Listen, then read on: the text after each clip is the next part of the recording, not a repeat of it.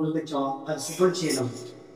ఎందుకంటే దేవుని మందిరము జీవం కలిగింది. దేవుడు తన మందిరంలోనే వాళ్ళ పూజలకి గుడిస్థలము దొరికిద్దని, పిచ్చుకలకు గుడిస్థలము ఉంటుందని, అలాగనే ఒక దినం గడిపితే అనే మనకి వాక్యం బాగా తెలుసు కనుక మీకు పని లేనప్పుడు అలా వచ్చి ఆ గడ్డి ప్లేట్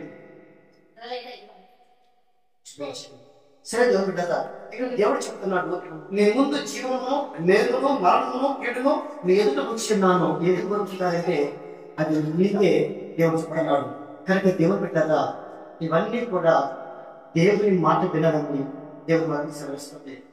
సరే దేవుడు పెట్టారా ఇప్పుడు దేవుడు తన మాట వింటే ఈ భూమి మీద ఉన్నటువంటి సర్వ సమృద్ధిని గమనించిన చెప్తున్నాడు.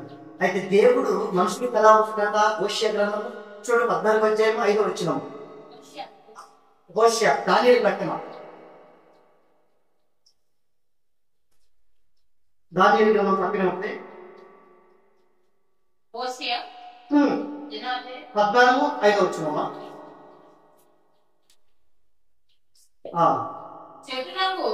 చెట్టులకు మంచు ఉన్నట్లు నేను అతని కుందును, తామర పుష్పం పెరుగునట్లు అతను అభివృద్ధి పొందును. దేవునికి స్తోత్రం. చెట్టుకి మంచు చూశారు, దేవుని అలా ఉంటాడు. చెట్టుకు మంచు ఎలా ఉంటుందో దేవుని పరిశుద్ధాత్మ అలా నీకు ఉంటుంది. ఉన్నప్పుడు ఇక్కడ ఎందుకు చెప్తున్నాడు చదవా? తామర పుష్పము పెరుగు తర్వాత అభివృద్ధి నందులో లేఖాలలో పర్వతము దాని వేడు తన్నునట్లు వారు తమ వేడు తన్నుదురు.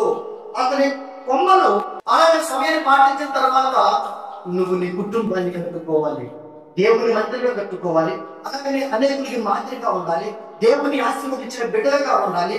సకల ఆశీర్వాదములు కంటే దేవుడు నీ కుటుంబాన్ని జ్ఞాపకం చేసుకుని నీకు ఇచ్చిన దేవుడు అనేకులు చూసి చిచ్చినట్టుగా నీవు ఇదిగో ఇక్కడ లేబానోను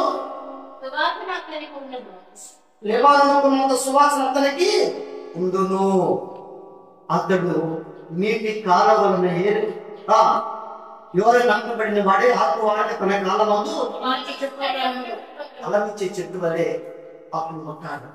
ఇది ఎప్పుడు కూడా దేవుని అట్టి పెట్టుకోవడాలని మేము ఎప్పుడు చెప్పలే. కానీ ఎవరు పెట్టారా? నువ్వు పనికి వెళ్ళావా? ప్రార్థనకు వెళ్ళు. నువ్వు పనికి వెళ్ళావా? పాటలు పాడుకుంటూ ఉండు. ఈ లోకాల స్థలమైనది మన జీవితంలోకి రాకూడదు.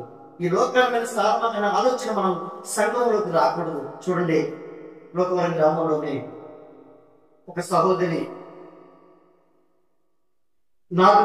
నాటు పనికి వెళ్ళి మధ్యాహ్నం భోజనాలు కూర్చున్నారు. ఆ రోడ్డు దాటినటువంటి ప్రక్కన ఉన్న ప్లేస్కి గడ్డి ఉంది. ఆ గడ్డి కూడా ఎత్తు లేదు, కొంచెమే ఉంది. ఆ కొంచెం గడ్డిలో ఏమన్నా కనపడింది. రక్త పెంచిన ఎంత బాగా ఉంది. ఈ రక్త పెంచిన అలా పడుకుని ఉంది పువ్వులాగా. అందరూ వచ్చి కూర్చున్నాడు. ఆ సహోదరి కూడా కూర్చొని తింటం అయిపోయింది.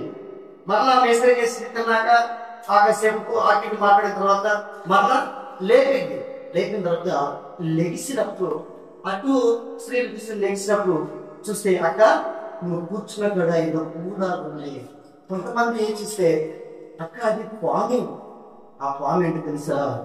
రక్త పీల్చిన. దేవుని పెట్టారా? వాళ్ళు ఈ మాట చెప్తే మేము మందిరంలో అందరూ చూసి తిని సంతోషపడ్డాను. కారణం తెలుసండి, దేవుని బిడ్డగా నీకుంటే దేవుని సెలవు లేకుండా నుంచి ఏమైనా మీరు పాములను కొట్టుకున్నా కానీ, నాగపురముని తొక్కినా కానీ, భుజంగాన్ని తొక్కినా కానీ, మరణకరమైన త్రాగినా కానీ మరణం అనేది మీ దగ్గరికి ఎందుకు తెలుసండి? దేవుడు తెప్పిస్తాడు. నువ్వు చూసుకున్నాడు కూర్చో నా బిడ్డ అని ఆ పాముని గర్పిస్తే అలానే కూర్చుంటాడు. కానీ ఆమె లేచిపోయేదాన్ని కూడా ఆ మనసుకి. ఇంకొక మా గ్రామ పెద్ద సంఘానికి కూడా పరిచర్య చేస్తున్నప్పుడు మోహన్ రావు గారిని పొలంలోకి వెళ్ళాడు. ఆ మొహం తొక్కిండు. మనసు కూడా పాట వేరు. కానీ తొక్కి అలా నుంచొని ఇక చూస్తున్న పొలంకి వెళ్ళి అది కాలు కింద ఉంది. అది కొడుతుంది కానీ కాలుకుంటాడు అంట. అసలు కలిసింది కానీ బస్సు బస్సు కొడుతుంది, అది ఆ కొట్టడం కింద ఉంటుంది.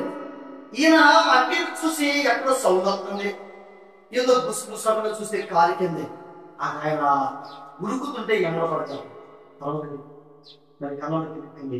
ఆ నైట్ నాకు ఫోన్ చేసి సంగతి ఒకటే చెప్పి, అయ్యా ఇంటి వైపు పేరు రాదని దేవుణ్ణి పెట్టుకుని, దేవుడు మన గ్రామంలో ఏ కుటుంబానికి కట్టినా ప్రతి ఇంటికి తన దూతమే కావడం ఇచ్చాడు, మీరు ఏమి భయపడదు అని చెప్పి ప్రార్థన చేసినప్పుడు ఇప్పటికి 4 రోజులు మళ్ళీ కట్టికి నేను ఈ మాటలను చెప్తున్నాను. దేవుడు కదా సేవకుడు విజయ్ కుమార్ మాస్టర్ గారు కూడా చిన్న పిల్లల వల్ల మనమే కలిపెట్టుకొని ఎవరికైనా అనారోగ్యం ఉన్నా కానీ ఇప్పుడు నాకు తెలియజేస్తాడు, తను కూడా ప్రార్థన చేస్తూ ఉంటుంది. మన కోసం ఆలోచన చేసి మన కోసం ప్రార్థన చేసి ఒక సేవకుడు మనకు ఉన్నాడంటే మనము చాలా సంతోషపడాలి. ఎక్కడో మనము దూర ప్రాంతాలకి వెళ్తాం, అక్కడ గొప్ప గొప్ప కార్యాలు జరుగుతున్నాయి అని, కానీ ఎప్పుడు కూడా గుర్తుంచుకొని మన ప్రక్కనే ఉండి మన కుటుంబం కోసం మన సంఘాని కోసం ప్రార్థన చేసే దైవజనులు మన ప్రక్కన చాలా సంతోషం. కనుక సతీష్ గారు చెప్తూ, మీరు ఎంతమంది వచ్చినా కానీ మీ సొంత గ్రామంలో పాస్టర్ గారు మీరు మర్చి పోగొప్పని, ఎందుకంటే మీరు బాధపడితే ఏమిటో బాధపడుతున్నారు, అప్పుడు ఎక్కువ అయ్యాయా, ప్రార్థన చేద్దామమ్మా, ఏమిటమ్మా బాధపడుతున్నాం, అనారోగ్యంగా ఉందా, ప్రార్థన చేద్దాం, దేవుడు అడుగుతా మంత్రులు అని మీకోసం ప్రార్థన చేసే దైవం పొందాలి. కనుక దేవుని మాటలో ఆయన చెప్తున్నాడు, మీరు ఎలాగలంట సంబంధించి నా మాట విని ఎడలా మీకు యొక్క మంచి పదార్థాలను మీరు అనుభవిస్తారు. మీరు సంబంధించంటే మీకు ఇష్టమైన దేవుని మాటని వచ్చి ఆలకించి అలా మీరు కూర్చొని దేవుని మాట వెళ్ళింది. మీకు బలహీనంగా ఉన్నాయా, వెంకటేశ్వర గారు అంత బలహీనత ఉన్నా కానీ మంత్రులు కూర్చొని బాబు కానీ ఇంటికాడైతే పడిపోదు. చూడండి చెప్పిన కళ్ళు మూసినటువంటి ఒక వాక్యం మీరు అలా వినాలని సేవకులుగా కోరుతున్నాం. చూడు ఎక్కడ మూసిగుడి ప్రాంతంలోని కెమెరా అయ్యారు మనం వచ్చారండి, చాలా ఆలోచనలు ఉన్నాయి, చాలా పంచుకుంటూ అలా చేయాలి ఇలా చేయాలి, కానీ ఏం చేద్దాం పేదవారు అయినా సరే దేవుని తోటి ఆశీర్వాదం సాగుతున్నారు. మరలా 2 దిశలు వెళ్ళి దాన్ని బాగు చేసుకుని ఈ రోజు మొదటగా కొత్తగూడెం ప్రాంతంలో ఈ కెమెరా వీడియో కెమెరా ఓపెనింగ్ చేయాలని ఆలోచన కలిగి కెమెరా కుమారుడు ఎంత కష్టపడ్డారో ఈ 2 దినాలు నేను చాలా సంతోషపడ్డాను. నేను ప్రార్థన చేశాను దేవుని బిడ్డగా. ఇక్కడ పొద్దున్నే ఫోన్ చేసి కొత్తగూడెం చర్చిలోనే దాన్ని ఓపెనింగ్ చేయాలి, ఈరోజు మేము సండే స్కూల్కి లోపాలి, నాకు పైపు ప్రార్థన ఉండేది, అయినా నేను సమ్మతించి విజయ్ కుమార్ మాస్టర్ గారి దగ్గరికి వచ్చాను. నేను ఇప్పుడు వరకు చెప్పిన మాట ఏంటంటే దేవుని మాటలు వినడానికి ఎలాగో మీరు ప్రార్థనకు వస్తున్నారు, 10 గంటలకి మీరే వచ్చేయండి, పాస్టర్ గారు 10 గంటలకు కావాల్సిందే అని మీరు ఆయనకి చెప్పాలి.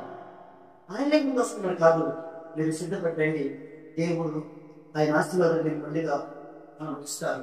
భూమి యొక్క మంచి పదార్థాలతో పాటు ఈవెన్ ఆశీర్వాదాలు ఇస్తారు. దేవుడు చెబుతున్నాడు, ఈ భూమి మీద ఉన్న సమస్త జనం కంటే నిన్ను ఎక్కువగా దీవిస్తాను. వ్యాపఫలము, భూఫలము, దుప్పిటెద్దులు, పశువులు మందరం సమస్యలు ఒకటి నీ శత్రువులు ఉన్నారా, ఒక త్రోవ వస్తే 7 త్రోవలు పోతారు. నేను నువ్వు పరివారిగా ఉంటావు. ఎవరి ఇలా వెళ్ళినప్పుడు మిమ్మల్ని కించిపరిచి ఏసి కూర్చుని నువ్వు తక్కువ కింద కూర్చో అంటే ఆ 10 మందులు నీకు ఎవరిచ్చింది సిగ్గనిపించదా? కానీ దేవుడు చెప్తున్నాడు, నువ్వు పరివారిగా ఉంటావు. ఏ విషయంలోనైనా, ఇచ్చే విషయంలోనైనా సరే నువ్వు కింది వారిగా ఉండవు, నువ్వు తలగా ఉంటావు, నువ్వు త్రాకుగా ఉండవు, అప్పిచ్చేవాడే ఉండగా అప్పు చేయవు అని దేవుడు వాక్యం చదివిస్తుంది. అయితే మనం చేయవలసిన పని ఏంటంటే నీ దేవుడిని ఎక్కువ మాట శ్రద్ధగా విని ఎడదా ఈ భూమి మీద ఉన్న సమస్త జనులుగా ఆశీర్వదిస్తారని దేవుని వాక్యం తెలియజేస్తున్నాడు. కనుక ఈ కొనగూడ ప్రాంతంలో ఉన్న దేవుని సంగమా, దేవుని బిడ్డలారా, కూడి వచ్చిన దేవుని సంగమా, నీకందరికీ నేను నా హృదయపూర్వకంగా చెప్తున్నాను, నేను సంబంధించి దేవుని వాక్యం నుండి మీకోసం ప్రార్థించే దైవజనుడు ఉన్నాడు. దేవుని దగ్గర ప్రతినాడు ప్రార్థన చేసుకున్నాడు. కనుక మీరు దేవుని మంత్రి కండి, దేవుని ఆశీర్వాదాలు పొందుకోండి. దేవుడి చర్యలు మెండుగా మీరు మీ కుటుంబాలు అనుభవించి బలపరచును గాక. దేవుని వారిని